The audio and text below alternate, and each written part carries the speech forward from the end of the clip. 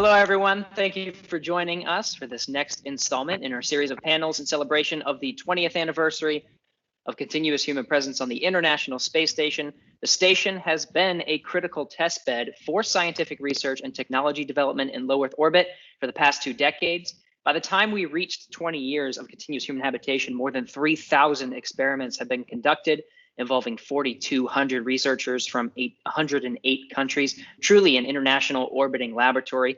What is clear is that there is value in low Earth orbit, and the future of operations in low Earth orbit lies with commercial companies. Commercial work done in low Earth orbit is not new. NASA has had long-standing relationships with commercial companies. In fact, many of our panelists today represent those very companies. The International Space Station will play a critical role in NASA's goal to develop a robust economy, a robust commercial economy in low Earth orbit. So on today's panel titled Expanding the Market in Low Earth Orbit, we're going to explore the history and future of the commercialization of low Earth orbit with some of the most influential people leading these efforts. So joining our esteemed panel today is Mike Reed, International Space Station Business and Economic Development Manager at NASA, John Mulholland, Vice President and Manager for the International Space Station Program at Boeing, Christine Kretz, Vice President of Programs and Partnerships for the International Space Station U.S. National Lab, Jeffrey Manber, Chief Executive Officer and co-founder at Nanoracks, Rich Bowling, Vice President of Corporate Advancement at Techshaw, Phil McAllister, Director of Commercial Spaceflight at NASA, Benji Reed, Senior Director of Human Spaceflight at SpaceX, and Ven Phen, Deputy Manager of NASA's Commercial Crew Program. Thank you all for taking the time to discuss this topic today. Mike Reed, I want to start with you, sort of setting the context for what we're going to be talking about today. I've talked about low Earth orbit in my introduction, said that phrase quite a bit, but let's start with that. What is low Earth orbit, and what is special about that part of space for commercialization efforts? Low Earth orbit is that's what's close to Earth, the closest to the Earth, as opposed to geostationary, which is 22,000 miles away. This could be as close as 150 or 200 miles away. And that's the orbit that space station in, about 250 miles. It's quick to get to. It's cheaper relatively to get to than your deeper space orbits. And so that's a platform that where we have a space station where we do most of our research right now. It's also very expensive to get platforms into a much deeper space positioning, and so therefore access to it is more expensive and the volume is incredibly limited. So Mike, let's talk about the International Space Station in particular. How is the International Space Station a player in some of these commercialization efforts? And then why is this commercialization effort at all important to NASA? I'm going to start with the second question first, because the why you do something seems to me always to set the stage for the how. There's a couple of truisms with regard to NASA and our need for space. One is NASA's always going to have a need for a low Earth orbit platform for crew proficiency and training, for our fundamental and applied research, and critically for our advanced systems development for our exploration program, because things don't operate in space the same way they do in 1G. And until we've got years of operating in a low Earth orbit platform with a next gen system, we're not going to put that in a deep space platform and trust it.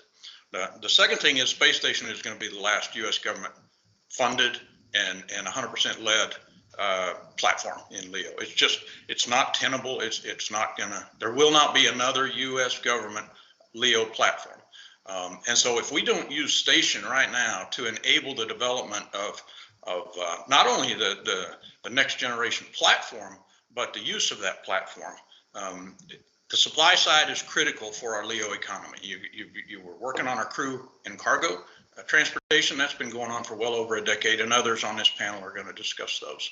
And more recently, we've also enabled the development of a commercially led element that will attach as a new module to ISS that can be used for research and government as a customer, but not the customer. But that's only one half of the equation. An economy is built up of the supply side and the demand side. And right now, the U.S. government is virtually the only user of significance of the platform, and we pay virtually all of the costs. And that's simply not tenable going forward. We have to help enable other users of the LEO platform to see that they can actually do it. And the National Lab folks are going to talk about that, because they're bringing in not only non-NASA players, but non-government players, and that's critical. About 2 or 3 years ago, we kind of stopped to assess what we'd been doing and over the last decade or more. And what we were seeing was there weren't a lot of return customers, and I use that term loosely. There were a lot of companies, commercial companies that were doing research, but it wasn't a key element of their commercial research plan. And so we said, why is that? And it's because first of all, they don't understand microgravity. Secondly, it's expensive to adapt your terrestrial research to operate in a microgravity environment. So we started a very focused project to enable scalable, sustainable demand, non-NASA demand, for a next generation platform using the space station while we have it. And so the space station program started investing in a portfolio of in-space manufacturing projects, anything from retinal implants to bioprinting to optical fibers, exotic fibers, silicon carbide, things like that, that if successful, if you can prove that they're orders of magnitude better than what you can do in 1G, you can afford the cost of using space and all of the things that drive the cost for doing that. So that portfolio is migrating to a new LEO commercialization office that the agency has stood up. The agency actually adopted a very broad LEO commercialization strategy over a year ago. And so the bits and pieces that the ISS program had been working on for years have now coalesced into a cohesive strategy, and that's pretty cool. And I think what's also cool, Mike, is that it's really, we're talking about some of these recent efforts. There's even a deeper history here. In fact, the International Space Station and NASA really have always had relationships with commercial companies. John Mulholland, I'm going to pass it over to you. Boeing, in particular, has had an extensive history working with NASA, notably the company's work on the shuttle and the International Space Station. Can you describe the relationship between NASA and Boeing, specifically for the International Space Station? Yeah, I mean, I really think from a human spaceflight perspective, we've grown up with NASA. We've been NASA's partner on every U.S. human spaceflight mission dating all the way back to Mercury. On ISS in particular, we've been NASA's primary partner since 1986, when the ISS was still known as Freedom. But working with NASA, we designed and built most of the U.S. segments. We integrated the international partners. We've been NASA's primary partner throughout. Today, the focus is on sustainment operations, make sure operations are safely performed, and then really importantly, looking now and into the future, capability restoration and enhancement. That's really going to set the stage to do research on ISS over the next decade or more, and then payload integration, right? And payload integration is just hugely important because that returns the investment on the ISS. And as you mentioned, there's been over 3,000 experiments done to date. Fantastic laboratory, and we're just proud to have been NASA's partner throughout. And that partnership really is a continuing thing, right? What have you seen, John, in terms of the value just working on the International Space Station program with NASA from Boeing for so long? What is the value that you have really seen with the International Space Station? Yeah, I think there's lots of streams of value. One is the international collaboration and everything there, but really what I think the legacy of the ISS is going to be is the research and discovery that we've had to date and that we promise to show in the future. And just a couple of examples of research that's almost getting ready to be fielded in a cure for Duchenne's muscular dystrophy that was fundamentally developed because of research on the ISS. And just, in the last month or so, scientists completed research on a potential cure for leukemia. So, between those, manufacturing and space, there's just so much promise. Everything that we have done as a species, all the discoveries we've made have been made under the influence of gravity. This is the first time that a national laboratory has been dedicated to research without the effects of gravity, and we're seeing astounding results. And let's explore that a little bit, the idea of the space station as a U.S. national lab. Christine Kretz, at the top of this panel, I mentioned more than 3,000 experiments have been conducted on the station, thousands of researchers from more than 100 different countries. Many of these experiments were conducted and performed or through the function of the International Space Station as a U.S. national lab. Can you explain what that means and why it's important? Sure, that's great, Gary, and thanks for the question.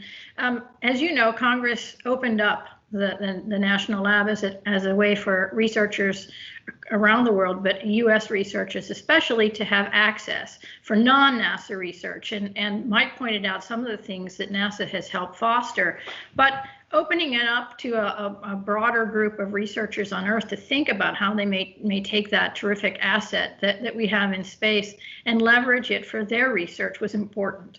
That spans academics, universities, startup companies. Mike mentioned the optical implant that is coming out of Lam Division from a startup organization, as well as working with industry partners, Merck, Pfizer, Sanofi recently, and then others like Adidas. So having companies have access to the space station required something that was a kind of a non-NASA opportunity. That gives us 50% of the up mass and down mass plus 50% of the astronaut time.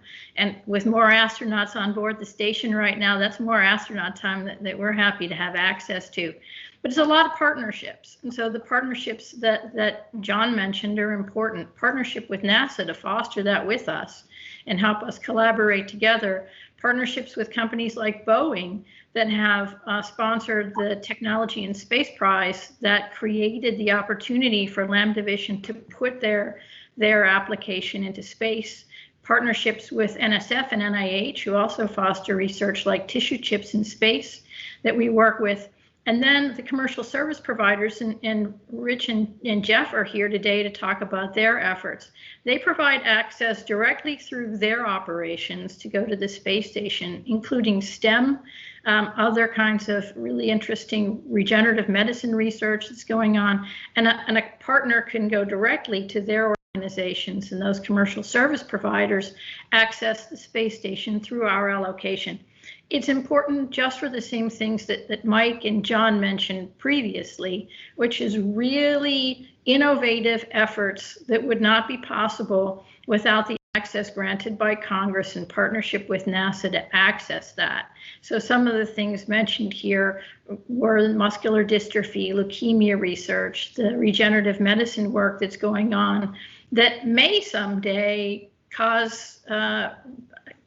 allow us to have implantable organs. I mean, it sounds far-fetched, but the direction to use this is really an amazing, innovative platform. And because of the access that these researchers have, I guess it's corny to say the sky's the limit, but in fact, it's amazing to see what people come up with. And we're really excited to continue to work with NASA and our partners here to allow that access.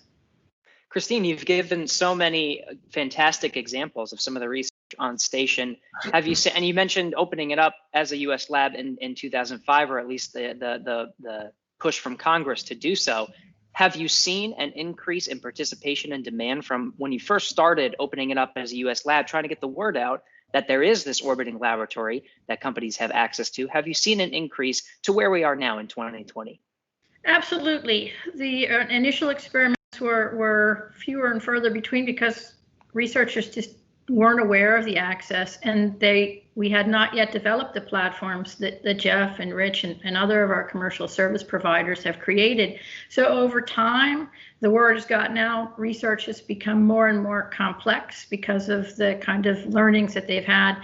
And again, the commercial service providers and implementation partners have built platforms right on the station, and I'm sure that they'll talk about those more, that allow people to de-risk their research, allowing for more and more creativity and more success. In addition, as we learn more, those opportunities become more complex. And so they take more astronaut time, they take more capabilities from our partners, and they've all risen to that. and made those opportunities available. So I started here only 2 years ago, and the types of things that I've seen, from the tissue chips in space, which are going to be a game changer, to things that Rich will talk about, the BFF, and Jeff will talk about his platforms. It's just amazing, even in 2 years, the changes we've seen and what's ahead for us. It's really exciting. I think that's the perfect segue to you, Jeff. We mentioned longstanding relationships with John Mulholland not too long ago with Boeing. Nanoracks has also been one of those longstanding relationships with NASA, with the U.S. National Lab. Can you talk about some of these great things that Christine was alluding to that you've been performing as a commercial company operating on the International Space Station? Yeah, thanks. It's great to be here. Many friends. You know, when you look back on the International Space Station, it's not just the hardware, though I'll talk about that in a moment. It's also a new system. It's new partnerships between the private sector and the government. And so probably one of the most important legacies at 20 years of the International Space Station is the public-private partnerships and the maturing of that.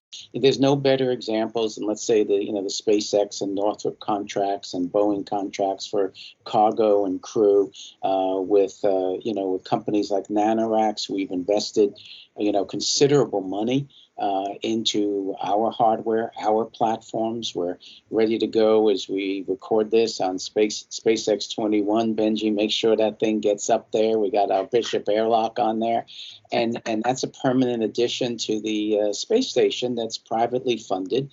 And we worked in partnership with Boeing on that. And so the space station for me is a lot of things. It's, first off, it's stability, bipartisan support. We don't have bipartisan support for much these days, and we have it for the International Space Station.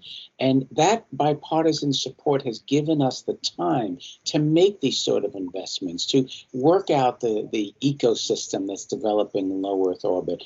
And, at Nanoracks, we have customers from over 30 countries. As I said, we're investing in different platforms. We work everything from biopharma to satellite deployments. We've deployed over 280 satellites from the space station. We've coordinated over 1,000 projects. A lot of folks in my office call them payloads, but people outside of people like us don't know what payloads are. They're projects. And every one of those has a dream and an aspiration, an objective. And now Nanoracks has recently announced that we're going to be in the research business. We're going to be, I think, one of the first companies in the industry to be supporting our own researchers, driving our own research in ag tech and biopharma, and we'll use Rich's hardware and our hardware and everyone else's hardware. And so you see that ecosystem developing. So I guess for me at Nanoracks, we're now 11 years into this journey, and it's been wonderful to see the public-private partnerships mature with NASA and other government agencies, to see the customer base mature. They get more sophisticated. Now we're launching multiple times a year, and it's really an exquisite sort of like Swiss clock. And it works, it's wonderful, and it's a delight to be part of.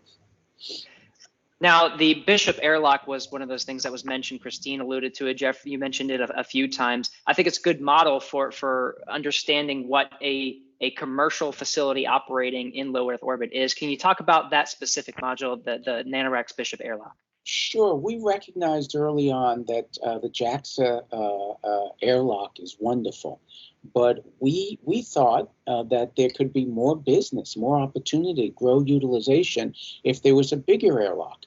And we went to NASA, and as usual, unfortunately for Nanoracks, we didn't ask for funding. We said, hey, if we put up this airlock, I'll catch on, Mike. At some point, I'll think about asking for funding. But anyway, we said, hey, we're willing to invest in having a larger, 5 times larger airlock than anything that exists on the station. And so we went ahead. We got partners with Boeing. We got partners with Thales Alenia and others. And we pretty well self-funded this airlock. We now have enjoyed contracts with European Space Agency, NASA, with some commercial companies, domestic and international. We're scheduled, as we record this, to go up on the next cargo ship from SpaceX. And so there you have a wonderful example of a public-private partnership where the private sector comes up with a concept, comes up with the funding, is based on the investment the taxpayer has made, over the last 20 years and beyond in the International Space Station. And frankly, now NASA's coming in as a customer, but pretty much a commercial customer, because they didn't fund us prior. They waited to see that we were moving along, and so it's still a fragile market, but couldn't be more excited by the Bishop airlock. It's going to be a permanent addition to the station and a great symbol for the growing maturity of the ecosystem. Now, Rich, Techshaw is another commercial company operating on the space station. Now, through some of your work at Techshaw, can you describe some of the things you've been a part of and the value that you've seen in low Earth orbit? Sure. So we were founded in '88. So some of our first payloads were onboard space shuttle missions. And at that time, I think we outright owned one payload, but most of what we were doing was building them and turning them over to the agency. In the station era, that sort of flipped, and now we've developed nearly a dozen payloads of so many different varieties, payloads projects, perhaps maybe we should call them. Many are on board the station now, and others are in the pipeline ready for flight certification. Those things are tools that enable research with fish, plants, cells, whole animals. We have an X-ray machine for mice on board the station now, and we've done 156 X-rays of mice so far. One of the more interesting ones of those was for the research team of Sajin Lee and Emily Germain Lee, the Mighty Mice that I think a lot of people have heard about.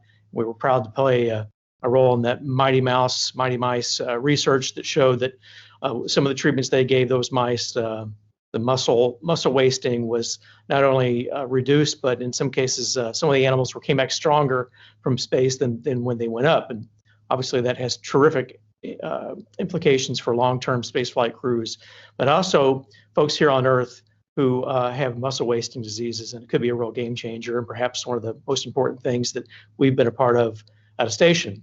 But others are also very exciting. We're getting ready to launch some squid on SpaceX 21, and so there's quite a wide variety of equipment, that most of which we provide as sort of a picks and shovels model, where it's not our research, it's the research of our customers, and we provide the whole ecosystem of what they need to get some amazing results in space. I mean, microgravity has a way of sort of lifting the mask off of biological processes and allowing researchers to understand more about what's going on inside of a biological system. Sometimes that means that they need to go back into space and continue either research or some manipulation on orbit, but also it might mean that they've learned something in microgravity that they can apply and replicate on Earth, which also I think is helpful to the industry. But our payloads, our projects are divided into a couple of categories. One is what we do provide for those customers of ours, but then the projects that we take on for ourselves with our internal science team. And those are related to things like what Christine and Mike alluded to with our bioprinter. So the Techshaw 3D biofabrication facility, which we developed in partnership with a company called Nscript in Orlando, which we think makes the world's finest terrestrial 3D printers. And the bioprinter is something that is a project of Techshaw's. The research is ours. We're doing the research internally now and occasionally bringing in outside investigators when it makes sense. Also working on a cell factory, Techshaw in-space manufacturing capability to be able to make all sorts of stem cells in space for either cell therapies on Earth or for research by our own customers. We can provide a source of cell manufacturing on orbit. And then lastly, we're working on a 3D metal printer for the station as well, that hopefully will be able to prove its use to make aerospace grade things like titanium, which also will help exploration crews going to deep space and even on the surface of Mars. But these technical accomplishments, I think, are definitely important. But Jeff talked about just the infrastructure, whether it's the technical infrastructure or just the policy infrastructure that's been established. And I agree that I think that that's going to be this NASA democratization of space, where I think it has intentionally fostered entrepreneurial participation. I think that's going to be regarded as one of the station's most important achievements. And to me, this kind of leadership in technology and enterprise in space seems to be a very American thing to do. We're excited to be a part of it. Rich, you've explained so many fascinating types of research, and I think people listening may be surprised to hear just how many different areas there are: material science, biological science, and some of them may want to get involved as well. Can you kind of draw some lines and to connect with some of our panelists today? We have a representative from U.S. National Lab, we have you from Techshaw, we have NASA. Can you talk about the relationships with Techshaw and with all of these different elements that bring this together for those that may also want to get involved? Right. So first of all, part of that intentionality that I mentioned, which I think is not to be just quickly dismissed. I mean, Mike's office, Mike's been involved in the commercialization station for a long time, and he talked about how he's seen an evolution of what works and what policies that NASA can put in place to foster this. So we've worked with Mike's office. We've got a Space Act agreement established years ago, as I know Jeff has as well. And so without Mike's office, we couldn't do this. We launch on essentially every SpaceX Cargo Dragon, and without that resupply capability, especially that return capability, we couldn't do what we want to do. Once we get into more of a production mode with human tissue, which again, I don't want to give anyone the idea that this is happening, next year, but it looks good, it looks promising, and we need that return capability to bring those things that we manufacture for patients back to Earth. And Christine mentioned the allocation and the fact that we can partner with the ISS U.S. National Laboratory to, frankly, not only do manifesting, but also we rely on them and partner with them in just helping potential customers understand the value of microgravity. They've got some tremendous resources on staff that do a far better job than I do about explaining the value and the benefits of microgravity to material science folks, to people in industry and in pharmaceutical companies. And for so many reasons, we rely on folks like Christine at the National Lab. And then even competitors, Jeff and I, we don't compete in every aspect. Certainly we don't launch CubeSats or things like that. But I do still consider his success, my success, and the success of the industry. This is, frankly, a small industry compared to so many others. And I do cheer on the success of Nanoracks, Space Tango, BioServe, and others, because we want to grow this pie. We want to rally and build demand for ourselves. And right now, that also means helping others build demand for their products and services. So it's definitely an interdependent ecosystem right now. Thank you, Rich. You can really get a sense of just all the commercial work happening in low Earth orbit. I think another really important piece of this puzzle is the transportation to and from low Earth orbit. We're talking about what's happening on low Earth orbit, but that transportation is another critical piece. Over the past many years, cargo has been delivered to station by way of commercial spacecraft. Now we're bringing on the next generation of human-rated spacecraft. So I want to shift gears from some of the work on the International Space Station to these transportation capabilities. Benji Reed, I want to pass it first to you. We're not too far removed from a huge milestone. Crew 1, the first crew rotation flight on a commercial spacecraft, just arrived at the International Space Station with 4 astronauts who will now call the station their home for the next 6 months. First of all, congratulations. What an incredible achievement for SpaceX. Well, thank you very much. Thank you for having me on the panel today. And always massive congratulations to the space station itself and the program and all the partners involved in making it happen, our industry partners and NASA partners and the international partnership. But yeah, no, it's an amazing accomplishment. It represents the work of thousands of people, SpaceX and NASA joint teams, dedication and sacrifice by them and their families to pull it off. And of course, you know, the most exciting part is for those 4 crew members, for Victor, Mike, Shannon, and Soichi, and their dedication to going up and living and working and doing all of the science and commercialization efforts that we have to do. And always a, you know, thank you to them and their families for trusting us in that transportation and bringing them up there and bringing them home safely. So yeah, you talk a lot about transportation, and I think it kind of looking at the big picture, and Rich used a really good word, intentionality. SpaceX was founded and continues to focus as our #1 mission is fundamentally to make life multiplanetary. And those aren't just words. That's the real deal. That's what we do. And so when you look at that picture, you say, okay, well, what does that mean? Well, first of all, the nearest planet is Mars. But what do we have to do to make that happen? Well, we've got to put thousands of people on Mars.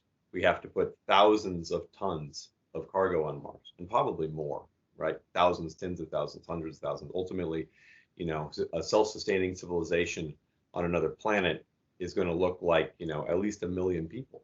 And that sounds mind-blowing probably to most people right now, but that's the reality of what it's going to take. And that's the intentionality, and that's the mission of SpaceX. And I think a lot of us, I mean, we all really want to see this awesome future where, you know, humans are a space-faring species, where we're carrying, you know, our adventure, our learning, and our exploration to the stars.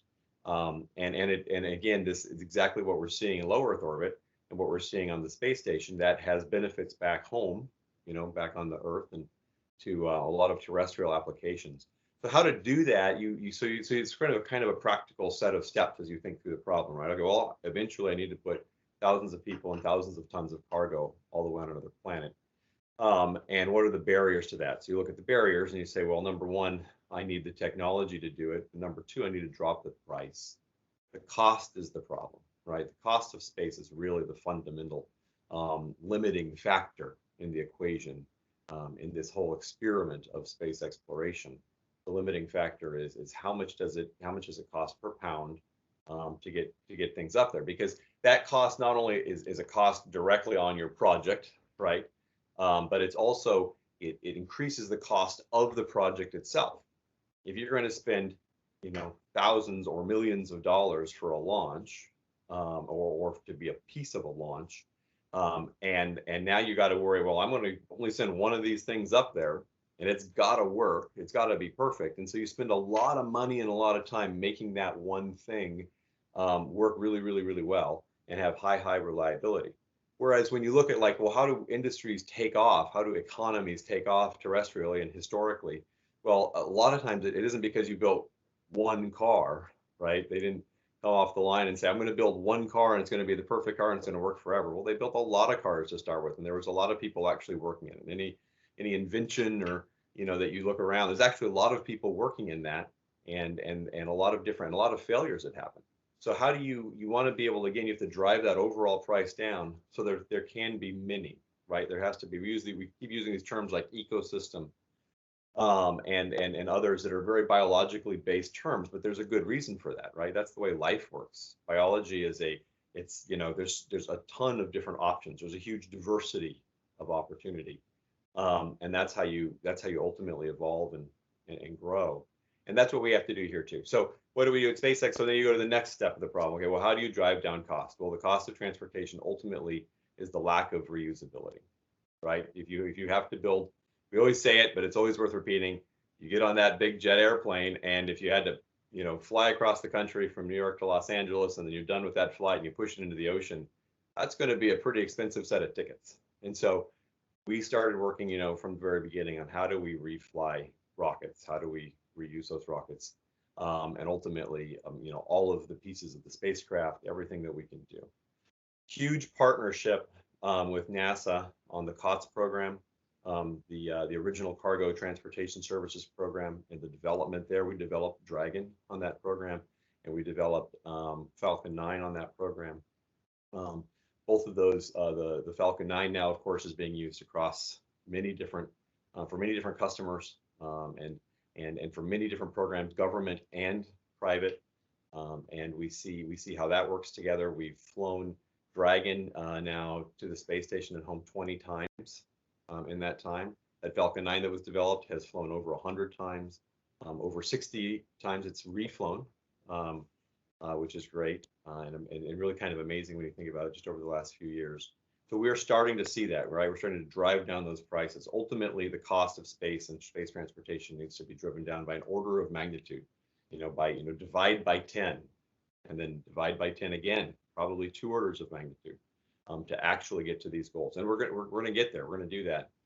And then so serving the space station, you talk about, and one of the things that was mentioned was the bringing of things home, which is very, very important, right? The goal for going multiplanetary is to send people away and never come back, right? We want there to be this like interchange, this interchange of transportation. And so this is the space station and the work we've been able to do with them and NASA and all of these great partners that we've been hearing from today and others is about that bringing things up and bringing them home and being able to learn. So from the beginning, Dragon was designed to fly lots of science, lots of payloads to the space station and bring it home safely. And there's other partners out there who are also working on those technologies too. And also from the beginning, Dragon was designed to be able to fly people and fly and maintain life and biological payloads, if you will, for like we talked about the mice earlier. And it's cool to hear there's going to be squid on there. On CRS-21, the cargo vehicle 21, and there's a lot. We've been flying a lot of biological cargo for a long time and maintaining environments even for non-bio cargo that needed to on Dragon for many flights for many years.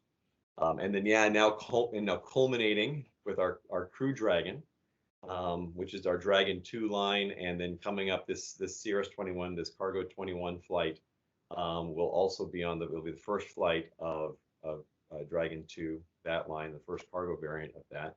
Excited to bring up the Nanoracks docking area, and that's going to be fantastic. Like, we're super excited about that. And I said docking area, airlock, say that correctly. Ultimately, we just see this partnership continuing. We're looking forward to. I love the fact that the Crew crew that went up just now, they're spending their next few weeks not only kind of getting oriented, but spending a lot of time catching up a lot of the work that's on station that needs to get done, doing a lot of the science work, and then getting ready for 21 to show up, which is going to just have a load of science. So kind of that's the big picture, and that's where we're seeing things heading. Benji, you described so well the ambitions and the model that you're using to create this commercial economy. That's really what we're talking about today, an economy. And I know NASA's goal is to be one of many customers, right? In a self-sustaining, robust economy where commercial partners are in low Earth orbit. For SpaceX, can you talk about some of the ways that you are participating in existing in this market, right? With Crew 1, NASA was the customer. SpaceX provided transportation so that NASA can have astronauts on board the station to conduct science, but we want to be one of many customers, right? So talk about how the Crew Dragon will participate in some of the ambitions NASA has put up, like private astronauts in the low Earth orbit economy. Sure, absolutely. Well, very similar to what happened with Falcon, right? Again, we developed Falcon 9 as part of that COTS effort and put Dragon to take Dragon to space station. And now we, again, in a very good example, NASA is one of many customers on the Falcon 9 rocket. And we're going to start seeing the same thing on Dragon as well. Dragon primarily has been designed for the space station at home. It's also designed to do free flight. And so basically doing orbits in low Earth orbit in LEO, and can stay up for a number of days or depending on the different activities that we can do science in low Earth orbit. We can carry payloads in the trunk, in the back of Dragon for non-pressurized cargo. We can carry lots of cargo inside, and we can carry people, as you were alluding to. And so there are many different options there, right? And then now we're already seeing another ecosystem of an economy, right? Whether we're bringing people up ourselves, customers who are coming directly to us to be able to fly on Dragon and fly astronauts in Dragon, private astronauts, private space flight participants. We can fly them in Dragon directly ourselves as direct customers to us. We can also provide those transportation services to a variety of other companies that are essentially brokers who are putting together a whole plan. There are a number of people out there looking at different opportunities for private space stations or private elements of space stations, exactly what Nanoracks is doing, and starting to look how can we add to the space station as it is, and eventually how can we create, commercial space stations. And those folks all need transportation services as well, and transportation for cargo, for science, and of course for people and for astronauts. There are other nations that very much want to be involved in space, and they want to become spacefaring nations with their own astronauts, and that's another opportunity there, where they can actually now directly buy a seat and buy an opportunity to fly, and fly in Dragon. So lots of things, and I assure you there's a lot going on, and we're going to be excited to see a lot of it. We're already starting to hear some of the announcements and talk about things like that. And then as we move forward, we've got to keep going. That ultimate goal that's out there, which is a shared goal with NASA, as we look at this commercialization beyond LEO, and we look towards getting to the moon and getting to Mars, and so we're building the Starship, which will do the same kind of things and be fully reusable. So very exciting future ahead, and lots of partners and lots of customers beyond NASA. Then Benji was talking a lot about the Crew 1 and some of the ambitions there. We're talking about the Crew Dragon. This was part of the NASA's commercial crew program. Crew Dragon is one of those vehicles. Boeing Starliner is the other. Can you talk about some of NASA's goals by having this program and bringing up these capabilities for transportation? Yeah, absolutely. As a commercial crew program, and it also as a CRS program, the really transportation organizations, with their overarching goal of helping to certify and fly rockets and spacecraft as safely and as quickly as industry can do it. So with these investments, not only are we celebrating the 20th anniversary of the International Space Station, which is a huge thing. Now on Expedition 64 of the ISS, but we're also celebrating the 10-year anniversary coming up in just about 2 weeks here for the first COTS demo flight number 1, which was just under 10 years ago. And since that time, commercial industry partnered with government completed 34 cargo resupply missions to the space station, as well as just this year, just in the last 6 months, we've now, SpaceX has accomplished 2 crewed missions to the ISS, both with Demo 2 and now with Crew 1. So yeah, it's been a tremendous accomplishment for these commercial government partnerships. So so we're very much looking forward to SpaceX becoming a very regular occupant of one of the 2 docking adapters up on space station. We're looking forward to Boeing coming up in a matter of months. They should be coming back up to space stations. We're working very, very hard to ensure that everything's ready, and they're very closely behind. So it's really a very exciting time. So when you look back at just again in the big scheme of things for LEO commercialization, 10 years ago the station was established. 20 years ago the station was established. 10 years ago we started these commercial partnerships, and now, nearly 40 flights later, we are continuing and going on to the next thing also with not only with SpaceX and Cygnus on the cargo side, but also with Sierra Nevada coming up here in the next year or 2. Quite the landscape. Phil, I want to pass to you. Mike Reed, in the very beginning of this panel, talked about some of the recent accomplishments and opening up the station for business and some of the recent efforts for commercializing LEO. Can you talk through some of NASA's recent accomplishments so far to support some of these commercialization efforts? Yeah, sure. So when I saw that I was going to be the last speaker, I'm like, oh, that's great. I can sort of adjust my comments accordingly. The downside is that there's almost nothing more to say, right? Everybody's covered something. I'm like, okay, Rich said that, Mike said that. Not sure what I can add to that very good tapestry that I think everybody has laid out for ISS. obviously we've had some very recent successes with having the ISS as this critical test bed to experiment.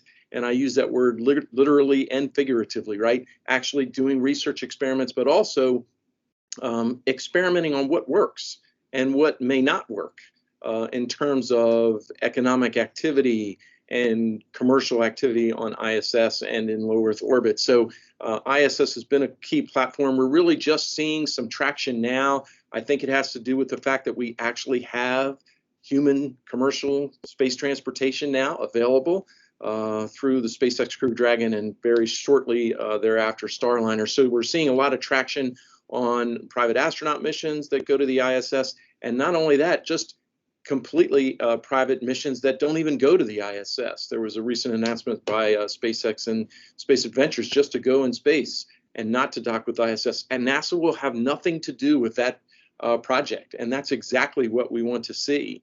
And we've also seen some successes on the demand side on what we're actually doing in the ISS. We're seeing some more commercial development projects that are coming up to the ISS.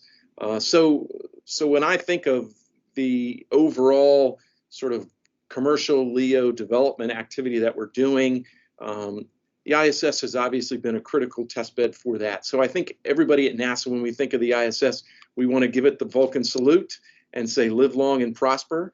But this 20th anniversary is an awesome celebration, but it's also a reminder that the ISS is not going to be around forever.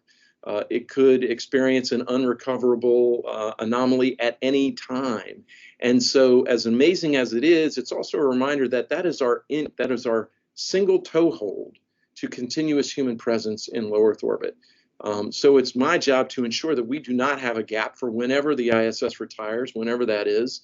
And so when I look back historically, Benji and Ben also mentioned, we started with cargo, and then we have crew, commercial crew, and I think our long-term vision is then to have commercial space destinations. And once we have all three of those in low Earth orbit, primarily driven by private sector interests, you have this self-reinforcing ecosystem. I know we've used that word a lot, but I really think it applies here, self-sustaining and self-reinforcing. And that's what the Commercial LEO Development Program is all about. We are looking at eventually having multiple space destinations. Again, the sort of tenuous nature of just having one platform up there, as amazing as it is, reinforces that I think we need multiple destinations, just like we have multiple commercial cargo capabilities and soon commercial crew capabilities. Having redundancy and having multiple capabilities is going to be key. And I think when we look at destinations, when we've talked about all the different things that we can do in low Earth orbit, not every destination is going to be good for every kind of application. So we could see sort of tailoring of this destination for this particular market, this destination for another different kind of market. But you look overall and you have this sort of rich tapestry, capability, redundancy that I think we all want to take advantage of, not just NASA. As Mike said, we are going to have continuous requirements in low Earth orbit. We're going to be a good anchor customer for these capabilities. But as we've said many times, it's not just a cliche. We want to be one of many customers. So we're hopefully going to enable that capability to be sold to other customers. And I do agree with Benji completely. The key is cost, right? As amazing as the ISS is, we've always been conscious of costs with the ISS, but it wasn't really developed with that as the primary driver. It had other things that we were trying to accomplish. When you partner with the private sector, they have a laser focus on cost and schedule, and then you bring NASA's experience with human spaceflight, our 50 years of human spaceflight, and you put those together. It's a very, very powerful combination. And we saw it with cargo, we saw it with crew, and I want to bring those lessons learned with commercial space destinations and make sure that they are online whenever the ISS retires. And I think once that happens, NASA can then set its sights deeper and really allow the economic activity in low Earth orbit to really take off. Phil, I think you said it so nicely, and I'm sorry for making you the last speaker, but you said it that we've covered so much, man. We talked about the International Space Station and some of the great work happening on board with a lot of our commercial partners. We talked about the transportation capabilities, and Phil, you ended so nicely with giving us an understanding of what this framework, what is a robust ecosystem, understanding sort of what that looks like in low Earth orbit. So I'd just like to end there and thank each and every one of you for taking part in today's discussion. Just what a truly enlightening and fascinating discussion we had today. It's been an honor to host such an esteemed panel and chat with you all today. So for those listening and tuning in, thank you so much. If you want to know more about NASA's low Earth orbit commercialization efforts, visit nasa.gov/LEO-economy. As always, you can follow us on Facebook, Twitter, and Instagram and other social platforms. And ask us a question using the hashtag AskNASA. Thanks so much for tuning in. Thank you.